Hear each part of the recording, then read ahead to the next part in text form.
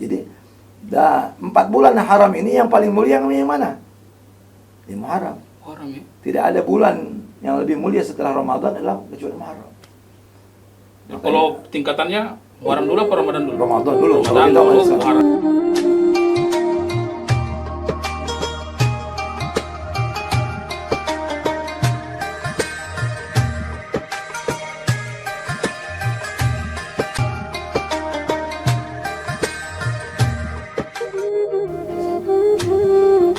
Bismillahirrahmanirrahim. Assalamualaikum warahmatullahi wabarakatuh. Alhamdulillah wa syukurillah, pada kesempatan kita kali ini podcast Suara Rakyat 45 DPRD Provinsi Maluku Utara dari Jalan Tuan Guru Qadi Abdul Salam menghadirkan narasumber yang sangat spesial, karena biasanya narasumber kita itu anggota DPRD, kemudian beberapa petinggi instansi negara atau pejabat publik.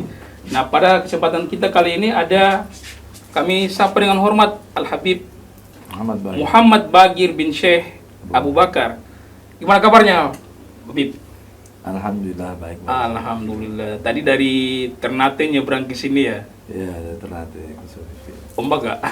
Ya, lumayan lah. Lumayan. Nah, seperti itulah kita pegawai provinsi tiap hari nyebrang ke Sofifi. Iya. Ya, kesempatan kita pada kali ini dengan tema atau topik tentang Muharram 1445 Hijriah. Bib, banyak persepsi orang terhadap Muharram itu beda-beda ya, Bib. Mungkin saya minta pendapatnya nih, Habib nih. Kemarin anak saya pulang dari sekolah, di atas motor dia bercerita, ibu guru bilang besok itu libur 1 Muharram, tapi jangan kemana-mana, tidak bisa kemana-mana. Kalau ke pantai nanti digulung ombak, ada apa kena sial gitu ya. Orang Ternate bilang dapat soe gitu. Tidak boleh, pokoknya berdiam di rumah. Sebenarnya Islam itu menyikapi tahun baru ya, dengan penanda Muharram itu, awal tahun baru 1445 Hijriah itu seperti apa sih menurut Habib?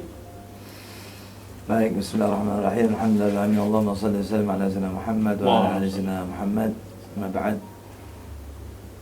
Jadi menyikapi bulan pertama dalam Islam ya, yaitu bulan Muharram. Ini kan bulan menandakan tahun baru ya, masuk tahun baru 1445 Hijriah. Itu persepsi sebagian manusia, sebagian orang tentang Muharram itu bahwa bulan sial dan lain-lain itu sebenarnya harus kita luruskan. Iya. Ya. Emang terjadi di bulan Muharram ini, itu tanggal Asyura 10 Muharram, sebuah kejadian yang tragis untuk umat Islam ya. Itu yang kita kenal dengan peristiwa Karbala. Terbunuhnya cucu Rasulullah SAW. Sehingga dalam penamaan bulan di Jawa itu bulan Muharram disebut bulan Syuro. Padahal hanya tanggal 10-nya aja Syuro itu. Yang disebut peristiwa Syuro itu ya. Tanggal 10-nya itu.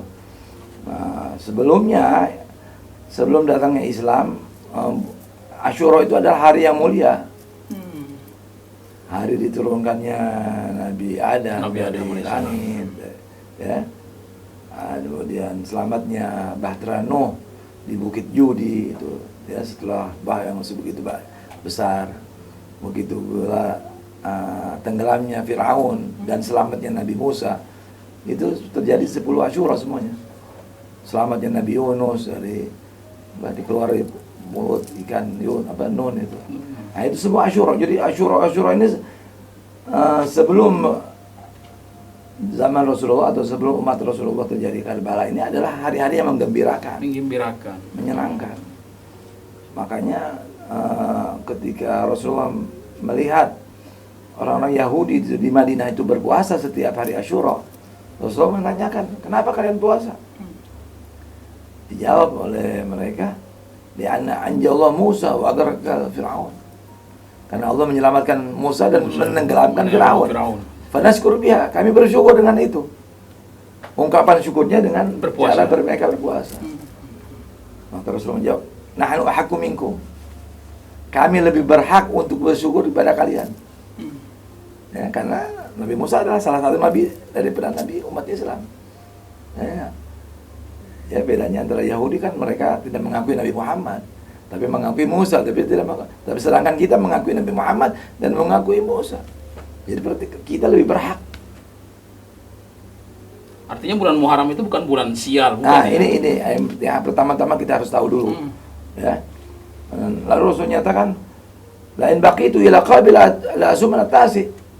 Seandainya umurku masih ada tahun akan datang, saya pun akan berpuasa hari 9 supaya membedakan antara Yahudi dan Muslim.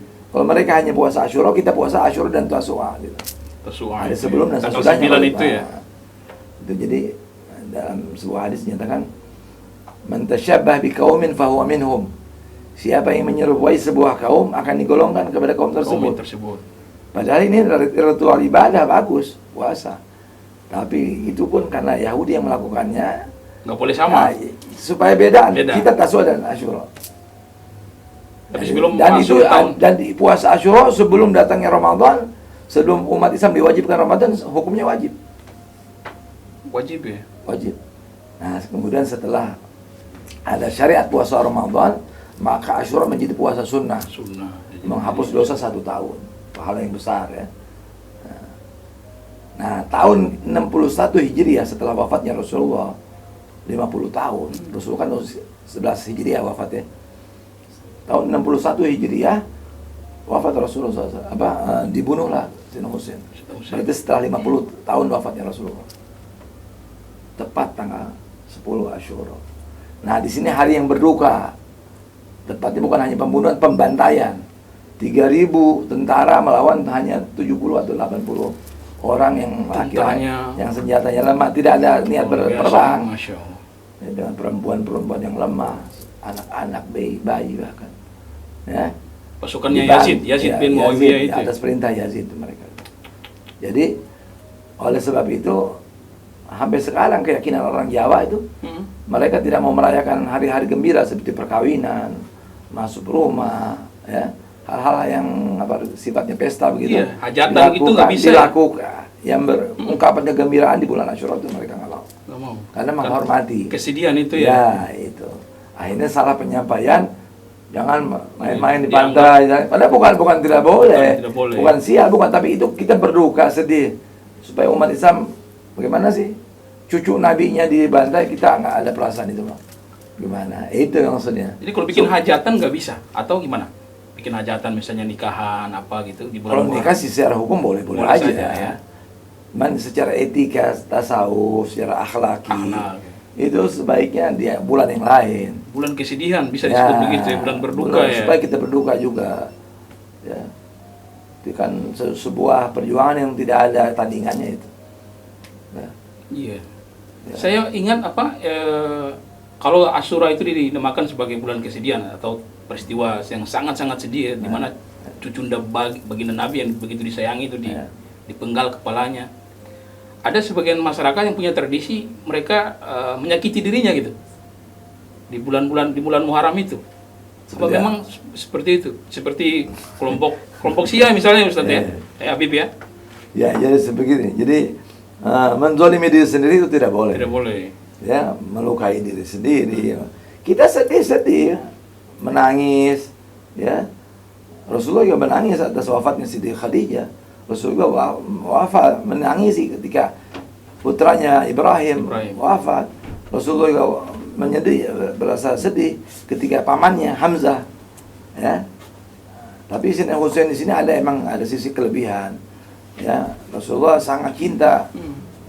Ana min Husain wa Husain minni. Aku dari Husain dan Husain pun dariku. Ya. Dan ini yang melanjutkan perjuangan Rasulullah. Sayyidina Husain ini. Dari sisi itu ya. Jadi kalau sedih sampai menyakiti diri sendiri tidak boleh. Zalim kepada diri sendiri tidak boleh. Tidak boleh. Tapi kalau sedih kita membayangkan lalu kita ingin berjuang melanjutkan seperti perjuangan Sayyidina Husain, boleh. Membela kezaliman itu sangat dianjurkan. Ya paling tidak puasa lah. Puasa ya. Ini puasa enggak, zalimin diri sendiri, itu salah. Menzalimi nggak bisa ya. Bahkan untuk mengungkapkan kesedihan, kedukaan itu nggak bisa.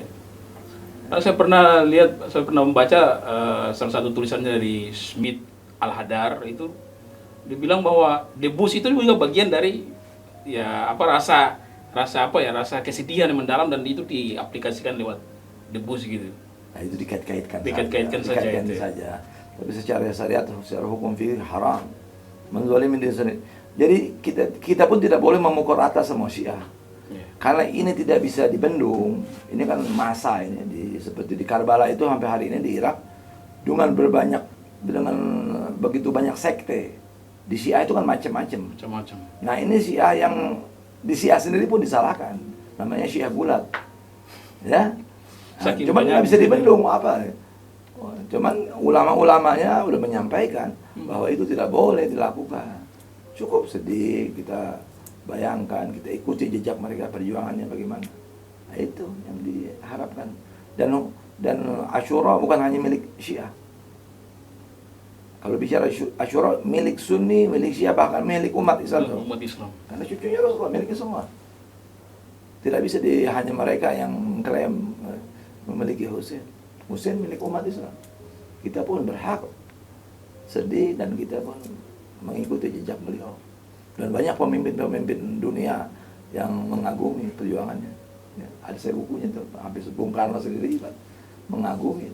Tidak ada perjuangan seperti Sayyidina Husain.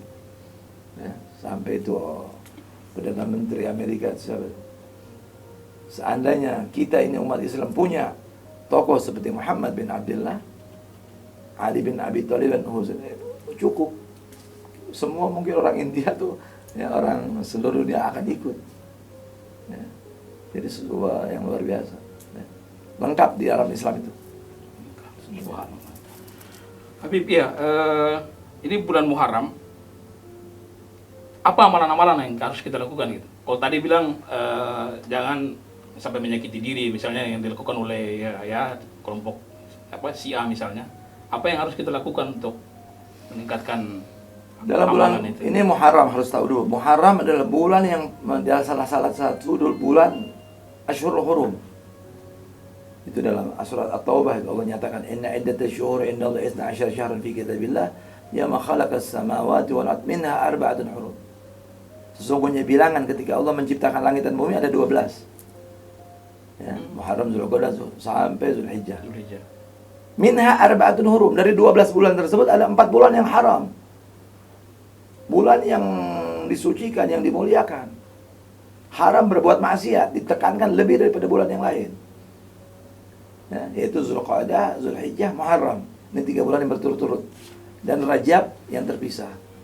Nah, jadi 4 bulan haram ini yang paling mulia yang mana?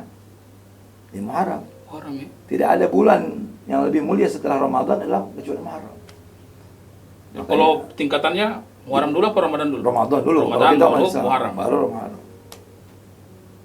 Nah, jadi bulan yang mulia, kita melakukan ibadah di bulan haram ini dilipat gandakan pahalanya. Ya. Tapi ingat, itu pun berlaku ke dalam kita berbuat dosa. Berbuat dosa di bulan ini pun dilipat gandakan. Nah, persepsi umat Islam rata-rata hanya bilang Ramadan, padahal ada. Nah, ini Muharram, di bulan haram itu di dalam surat At-Taubah disebutkan tentang kemuliaan ini. Asyhurul Hurum, Zulqa'dah, Zulhijjah, Muharram, wa Rajab. Nah, apa yang saja yang diamalkan hendaknya minimal kita puasa. Puasa itu yang paling penting, tidak ada larangan sepanjang tahun kecuali Idul Fitri, Idul Adha, Hari Tasyrik. 11, 12, 13 itu haram puasa. Selain itu sunnah puasa. Kalau kita punya utang Ramadan, kita wajib qada Ramadan sampai sebelum datangnya Ramadan akan datang. Nah, khusus bulan haram ini saya niat puasa bulan haram. Terutama lagi di hari Asyura dan Taswa saya bilang tadi. Siapa yang puasa hari Asyura, Allah ampuni dosanya 1 tahun. 9 dan 10 itu Muharram. Nah, kalau bisa 9 tambah lagi supaya membedakan antara dan Yahudi tadi itu. Jadi sepanjang Muharram bisa puasa. Dan dalam hadis lagi dalam kitab Mustadrak, ya, kitab Mustadrak itu karya Imam Hakim. Itu dikatakan man shoma yaumul khamis wal jum'ah was sabt min ashhur hurum fa ka'annama al ibadah sabab hasanah. Siapa yang berpuasa hari Kamis, Jumat, Sabtu berturut-turut di bulan haram. Tidak hanya bulan haram, Dzulqa'dah, Dzulhijjah, Rajab yang berlaku. Apalagi ini Muharram. Maka seperti beribadah 700 tahun. Hadis sahih. Bisa dilihat dalam kitab Mustadrak dari Al-Hakim. Imam Hakim. Ya. Nah, kemudian di tanggal 10 sendiri ada 10 hal yang disunahkan di hari Asyura itu. Di antaranya tausih al-iyal, memberikan keluasan kepada keluarga. Nafkah itu kalau bisa hari 10 tuh makan enak seperti hari raya. Kalau puasa berarti dari sahurnya, dari bukanya. Seorang suami memberikan hadiah kepada istrinya, istri memberikan hadiah kepada suami, anak kepada orang tua kepada anak. Dan itu ada jaminan. Siapa yang memberikan keluasan di hari 10 Asyura, Allah berikan keluasan sepanjang tahun. Ya. Kemudian disunahkan lagi menjenguk orang alim, orang yang sakit, membantu mengusap kepala anak yatim.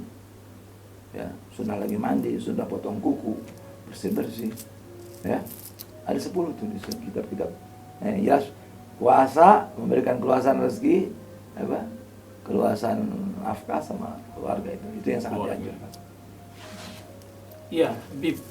Ini tahun baru Muharram ya, tahun baru Islam. Itu sepertinya kalau kita di Indonesia itu, terutama kalau di Maluku Utara ya, sepertinya sepi-sepi gitu. Beda kalau kita menyambut tahun baru Masehi gitu. Gimana sih? Kenapa umat Islam di Indonesia atau di Maluku Utara terutama sepertinya kurang greget gitu? Jadi masalah ini kan hanya masalah pemahaman. Pemahaman ya. Kita ini kan harus adil, apalagi ini DPR kan, Dewan Perwakilan Rakyat. Apa yang harus kita harap, yang kita diminta nih dari pemerintahan? Keadilan sosial bagi seluruh rakyat Indonesia. Ada yang tidak terpikirkan sama kita. Apa? Pemerataan pemahaman Islam. Pemerataan pemahaman ini kurang adil. Belum mencapai. Ya kita kan mungkin baru promisi baru ya. Ya enggak? Jadi harusnya dai masuk, kasih pemahaman umat Islam nih. Ya. Kita nih udah sampai kemana tingkat pemahamannya? Kau lebih memahami atau merayakan, membesarkan hari raya tahun baru Masehi daripada tahun Hijriah. Padahal kita umat Islam punya tahun Hijriah yang harus kita lebih rayakan. Ya. Ya kadang-kadang orang ada libur apa ya? Tahun baru Islam Maksudnya jawabnya cuma padahal kan mestinya kan kita pemahaman itu yang kita inginkan, pemerataan pemahaman. Ya. Artinya mungkin masyarakat atau kelompok umat Islam belum tersosialisasi dengan baik terhadap tahun baru atau menganggap Muharram itu. Ya kan kita kan masih belum agamisnya belum mendalam. Kalau kita sudah memahami apalagi keutamaan bulan Muharram, bulan Rajab, keutamaan. Nah, itu kita harus disiarkan lagi. Ya tugas kita adalah para ulama ustaz enggak bagaimana menyampaikan supaya ini minimal kita nggak usah jauh-jauh dengan merayakan tahun kemarin di Ternate. Alhamdulillah saya punya anak juga ikut itu pawai. Oh iya, pawai taruh. Itu kan udah lumayan alhamdulillah. Ya, tinggal kan perkenalan. Bukan hanya sampai situ. Bagaimana kita punya semangat ini dengan tahun baru, semangat meningkat, semakin semangat baru lagi, niat baru lagi, ya enggak? Nah, ini yang perlu. Ya, bagaimana menyongsong kejayaan Islam? Ya itu perlu semangat ya, generasi regenerasi penerus yang memahami. Ya. Nah, Muharram juga tahun baru Muharram juga disebut sebagai tahun baru Hijriah ya. Artinya kita diambil dari hijrahnya Rasul. Hijrah. Gimana itu ceritanya? Ya, itu di zaman Sayyidina Umar bin Khattab itu kan ada surat menyurat dari gubernur ya. Sebagai khalifah kan Sayyidina Umar bilang tidak ada tertulis tanggal ini. Saat itu umat Islam belum punya tanggalan. Ya. Akhirnya dikumpulkan oleh sahabat-sahabat Rasulullah yang masih ada saat itu untuk bagaimana supaya umat Islam ini punya kalender sendiri, punya tahunan sendiri. Nah, itu berbeda pendapat antara sahabat khilaf. Ada yang ingin mengambil dari wafatnya Rasulullah, ada yang dari lahirnya Rasulullah. Tapi Akhirnya Sayyidina Ali bin Abi Thalib berpendapat bagaimana kalau dari hijrahnya Rasulullah, dan ini sesuai dengan ayat Quran gitu ya, tentang muhajir dan ansar bagaimana Rasul. Jadi ada nilai-nilai kepahlawanan perjuangan dari situ. Diambil dari hijrahnya Rasulullah. Jadi penanda untuk Penanda sebagai tanggalan umat Islam. Dan tanggalan Islam ini diambil dari perhitungan Qamariyah, dari bulan. Kalau Masehi itu dari Syamsiah, dari matahari. Maka dalam tanggalan Islam itu tidak ada kabisat, itu tidak ada. Selalu sempurna 29 atau 30. 30 ya. Tidak ada 31, tidak ada 28. Selalu sempurna dia. Perhitungan bulan ya. Nah, umat Islam sudah dihadiahkan oleh Khalifah Umar ya dengan penanggalan Hijriah. Tetapi ketika menentukan misalnya awal Ramadan, awal Idul Fitri, kok kita kadang beda-beda itu. Pandangan Habib soal itu gimana, Habib? Itu perbedaan karena matla atau tempat terbitnya matahari kan beda. Ya enggak? Hari ini kita jam berapa nih? Di Ternate, Maluku Utara. Di Jakarta udah 2 jam beda. 2 jam. Ya enggak? Apalagi di Mekah. Beda. Di Amerika jam berapa? Mungkin harinya beda, Pak. Kan beda. Ya, kita perjalanan dari sana hari Selasa, mungkin di sini udah Rabu atau bagaimana tuh. Ya ada yang ngerti itu hukum. Jadi beda. Beda matla, beda penentukan. Dan kita menentukan hari itu seperti bulan Ramadan. Rasul menyatakan sumu li ru'yati wa aftiru li ru'yati. Mulailah kalian berpuasa karena kalian melihat bulan sabit. Wa aftiru, dan selesai maksudnya lebaran lah. Masuklah hari raya ketika engkau melihat ru'yah. Jadi penentuannya dan itu beda-beda. Bulan di sini udah terbit, di sana belum. Oh, ketika 29 tidak terlihat, sempurnakan 30. Dan tidak ada tanggal 31. Setelah 30 pasti tanggal 1. Jadi itu bedanya sebenarnya wajar. Nah, kecuali kalau hari rayanya di Indonesia. Senin hari raya Indonesia. Ya enggak? Saudi harus ikut Indonesia. Tidak sebaliknya, kalau Saudi, Mekah sudah lebaran, kita belum bisa jadi besoknya. Perbedaan Saudi sama Indonesia berapa jam? 6 ya? 6. Bukan 6 jam, tapi 16 jam, 18 jam. Hitungannya dari? Jadi kita 18 lebih dulu. Muter 24 jam. Oh, kita lebih dulu. Itu. Jadi bedanya tuh. Jadi kalau udah belajar ilmu fikih, itu nanti sekarang ada nama ilmu pasti. Ilmu falak. Itu kita bisa menentukan dari situ. Tinggal kita taat sama pemerintah yang sah. Sebenarnya kita nggak pusing masalah itu, nggak pernah mempermasalahkan.